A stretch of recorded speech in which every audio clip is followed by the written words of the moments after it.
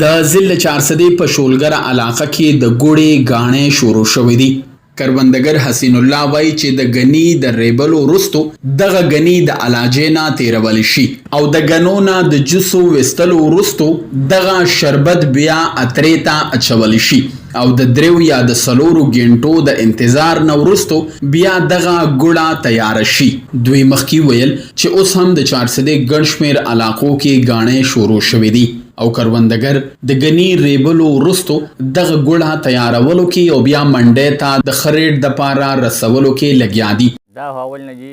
موږ غني تیار شي برابر شي بیا مزدوران لړ شي پټي کې غوري بي سپینولو والا هغه تیار شي بیا په ریړو یا په هرګاړي کې یا په جنریټر باندې غاڼې ته وړل شي بیا دلته کې د علاجي جنریټر وي هغې په ذریعه دینه رس وباسي هغې نه پس بیا دا یو خاص لوښي هغې ته لاړ شي د هغې نه پس بیا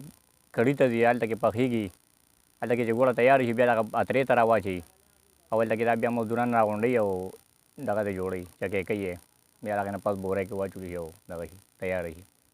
یاره جي مخکې ګټه ډېره وه اوس خو تقریبا پروسه کال چې کوم ریټ و هغه سږ کال نشته اوس چې څونه وخت تېرېږي نو د دې په دغه کې کمې راځي او د خلکو دغه کم شوي یا خو د دې نه خلکو ړم موړ شوي څه وجه دا خو پرسه کال ګوړه ګرانه وه سږ کال یعنې باندې سږ کال ارزانه ده بس دغه هم د دې ګوړه چې ارزانه شو هم د دغه شي د لاس ارزانه شوه چې هر سړی د چیني او د کیمیکل نه ګوړه جوړوي په پشکال کې هم ګوړه جوړېږي غني هونې او ګوړه جوړېږي د دغې وجې دا ګوړه ارزانه شوه خراب شي خلکو پسم شي باندې دغه کو نو هر سړی شی خو دا دی چې بس په ګاڼه کې یو سړی راشي په خپله وویني وګوري او بس هغه شی واخلي هغه صفا شی دی. نور د چیني ګوړه خو میلاویږي هر ځای کې منډو ته ځي دغې ته ځي نه کې خو هر سړی فرق نشي کولی او صرف زمیندار پکې فرق کوي. دا خو بس د مزدورانو خبره څوک نغدې پیسې اخلي او څوک ګوړه او پیسې دواړه اخلي لکه چې پیړمار وي هغه 300 روپۍ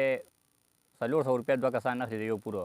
نو که هغوی ګوړه نه اخلي نو هغوی بیا 200 روپۍ ورکوي او 2 سره ګوړه ورکوي. دوی وایي چې سږ کال د بارانونو په وجه د غني فصل په ترقۍ روان دی او همدغه وجه ده چې د خیبر پښتونخوا حکومت د ښه ګامونو په وجه د چارسدې زراعت یو ځل بیا د ترقۍ په لور روان شوی دی. سلمان شاه، پښتونخوا ریډیو، مردان.